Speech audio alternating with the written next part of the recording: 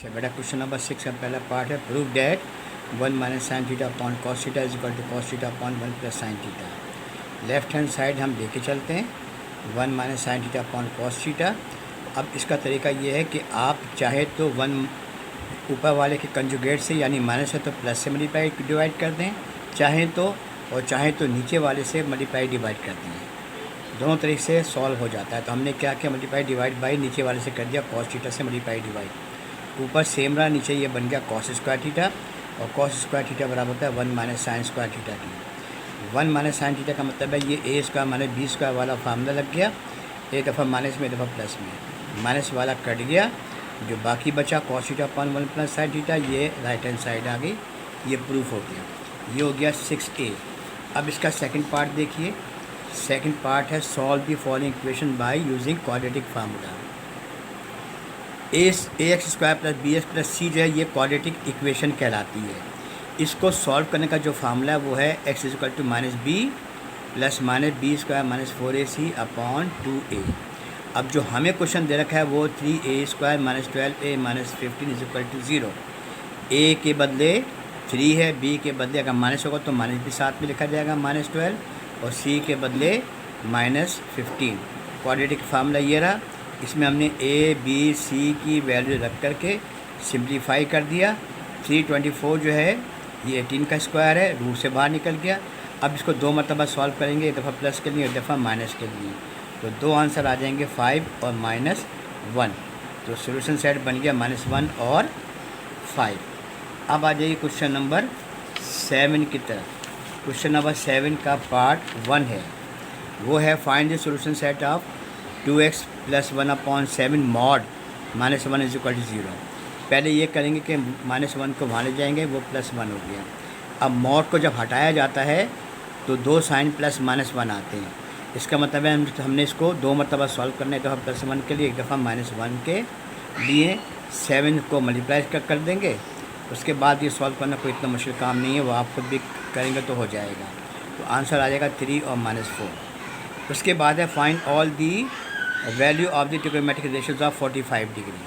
45 degree के तमाम ratios मालूम करने से, यानी साइन 45, कॉस 45, टेन, कोसेक और सेक और कॉट। तो पहले हमें जो दिया हुआ है उसने, ये हमने एक ट्रायंगल लेके चले, वो है isosceles triangle, isosceles right angle triangle. Isosceles triangle वो होती है जिसमें दो साइडें बराबर हों।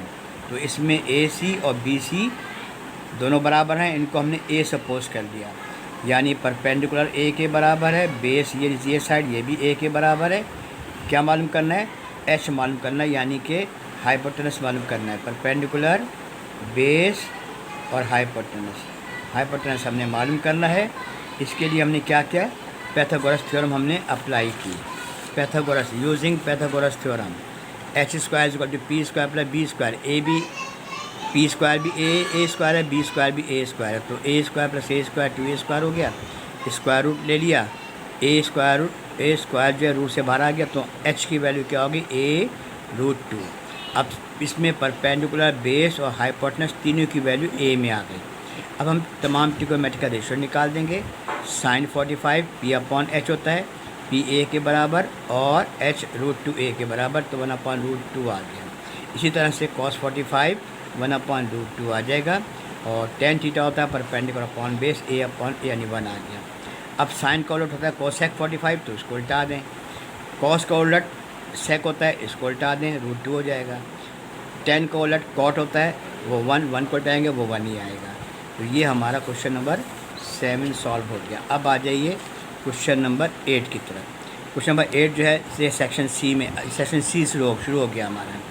इसमें थ्योरम है कि if a side of a triangle is extended, the exterior angle so formed is in measure greater than either of the two interior opposite angles, proved it. अब ये है क्या, थ्योरम ये कहती है कि अगर हम किसी एक साइड को एक्सटेंड कर दें, जैसे हमने BC को एक्सटेंड कर दिया, ये हमने उसको एक्सटेंड कर दिया, तो ये ACE तक हमने एक्सटेंड कर दिया, तो ये ACE जो है ये एक्सटीरियर एंगल है। हमने प्रूव करना है कि ये जो एक्सटीरियर एंगल है, एंगल A से और एंगल B से बड़ा है, ये हमने प्रूव करना है। अब गिवन में क्या है कि A B C is a triangle with exterior angle A C E क्या है, एक्सटीरियर एंगल। प्रूफ क्या करना है कि एंगल ए सी ई ए से बड़ा है, एंगल ए से और एंगल बी से भी बड़ा है, ये हमने प्रूफ करना है।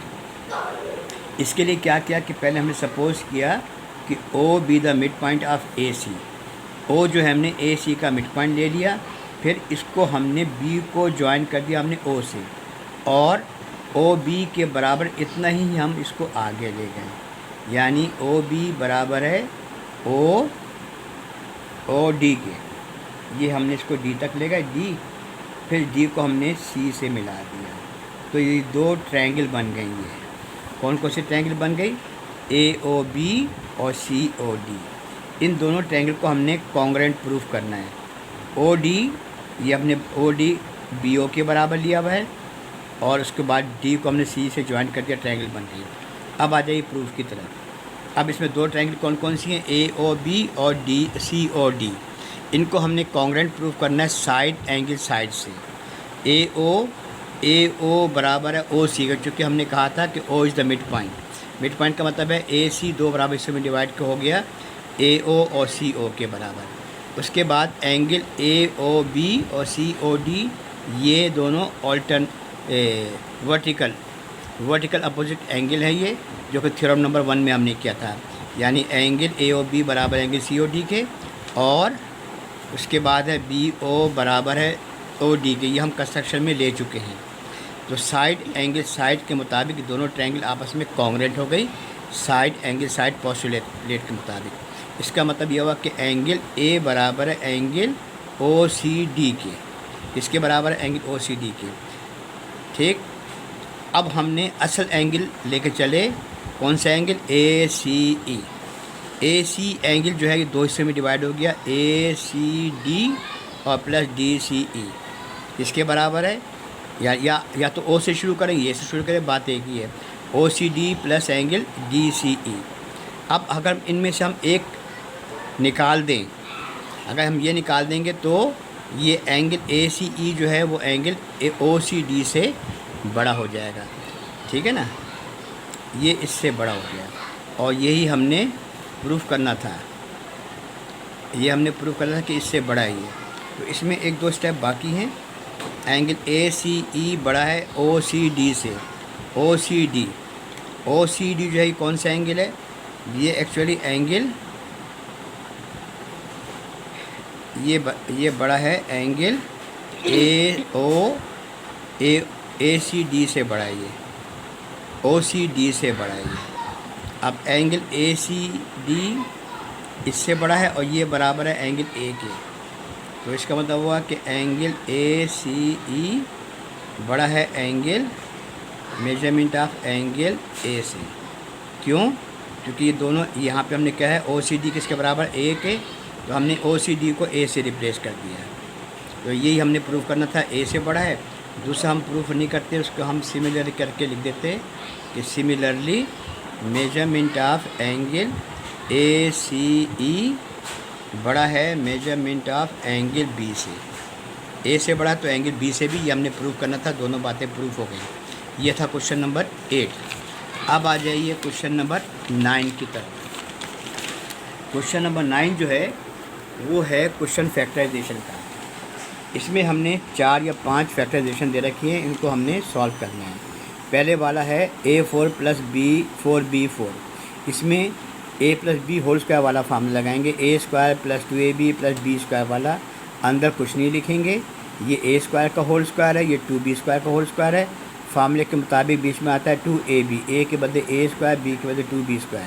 तो ये टर्म क्या बन जाएगी, ये बन जाएगी 4a² b²। ये टर्म यहाँ मौजूद नहीं थी, वही टर्म हमने यहाँ पे सब्ट्रैक्ट भी कर दी, ठीक है। तो ये तो हमने होल स्क्वायर खुद ही बना दिया था, a² + 2b² का होल स्क्वायर, और जो टर्म माइनस हुई थी ये 2ab का होल स्क्वायर है। अब ये a² - b² वाला फार्मूला लगा दिया, यानी एक दफ़ा प्लस में एक दफ़ा माइनस में, ये हमारे इसके फैक्टर बन गए। दूसरा क्वेश्चन जो है x² + 11s + 10, ये मिडिल टर्म ब्रेक वाला है, ठीक है। तो अगर हम फर्स्ट और लास्ट को मल्टीप्लाई करें तो ये बनता है 10। अब 10 × 1 = 10, ऐसे तो भी से तोड़ना है कि प्लस करें तो 11 आ जाए, तो 10 × 10। वैसे तो 2 × 5 = 10 भी होता है, 2 × 5 = 10, लेकिन उससे 11 नहीं आता। तो 11 किससे आएगा, 10 × 10, तो इसके फैक्टर बन गए 1x + 10x। अब कॉमन निकाला, इसमें से x कॉमन निकाला, x + 1 हो गया, इसमें से 10 कॉमन निकाला तो x + 1, दोनों सेम हो गए, सेम होने भी चाहिए, अगर नहीं होंगे तो हमसे गलती हो जाएगी। तो x + 1 कॉमन आ गया, बाकी बचा x + 10, ये दूसरा वाला सॉल्व हो गया।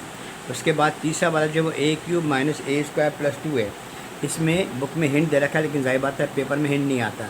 इसमें करना ये होता है कि हमने 2 को 1 + 1 कर दिया, एक 1 को हमने क्यूब के साथ ले लिया, एक 1 को हमने स्क्वायर के साथ ले लिया। अब जब ब्रैकेट डाल देंगे तो ये बनेगा a³ + 1 माइनस कॉमन निकलेगा तो a² - 1, इसमें a³ + b³ वाला फार्मूला लग गया, इसमें a² - b² वाला फार्मूला लग गया, तो a + 1 जो है वो कॉमन निकल गया। इधर से बचा a² - a + 1 माइनस का, इधर से बचा a - 1, ये ब्रैकेट हमने खोल दी तो -a 2a हो गया और 1 1 2 हो गया, तो ये इसके तीसरे के फैक्टर बन गए। चौथा वाला जो है वो 3³ वाला है, a³ + b³ + c³ - 3abc, ये किसका क्यूब है, 3x का, ये किसका क्यूब है, 2y का, ये किसका क्यूब है, -1 का। फार्मूला लगा दिया, a³ + b³ + c³ - 3abc बराबर होता है a + b + c, यानी 3x 2y - 1। और दूसरी टर्म क्या आती है, उसका a² + b² + c², तीनों के स्क्वायर लिख दिए। उसके बाद है ab, इनको मल्टीप्लाई किया माइनस का ab, यानी कि माइनस का 6xy। उसके बाद है bc, यानी माइनस का 2y और माइनस फार्मूले का प्लस का 2y बन गया। और तीसरा बनेगा 3 और ac, यानी 3x - 1, तो चूँकि फार्मूले यहाँ से माइनस आ रहा है और फार्मूले भी माइनस है तो प्लस हो गया, तो ये इसके फैक्टर बन गए, चौथे के भी फैक्टर बन गए। ये हमारा क्वेश्चन नंबर 9 कंप्लीट, वो सॉरी अभी और भी है, एक ये है वो। उसके बाद क्वेश्चन नंबर 5 है a² + 5 + 6ac + 9c² - b²। इसमें जो 3 टर्म है, इसमें हमने फार्मूला लगाया a + b का होल स्क्वायर वाला फार्मूला, a² + 2ab + b², ये a का स्क्वायर है, 9c² 3c का स्क्वायर है, बीच में आ गया 2a, a ये रहा, c ये रहा, मल्टीप्लाई किया तो ये 6ac बन जाता है, इसका मतलब है फार्मूला अप्लाई हो गया, ये होल स्क्वायर बन गया। और जो चौथी टर्म है b², ये ऑलरेडी स्क्वायर में है। अब इनको क्या करेंगे, a² - b² वाला फार्मूला तो प्लस में दफ़ा माइनस में लिख दिया। क्वेश्चन नंबर 6 में ये क्यूब वाला फार्मूला, a³ + b³ वाला फार्मूला, ये x का क्यूब है और 64 जो है 4 का क्यूब है। फार्मूला लगा दिया, इसका फार्मूला है a + b a² - ab + b², ये इसके हमने फार्मूला लगाकर किसके फैक्टर बना दिए। 2 मिनट है।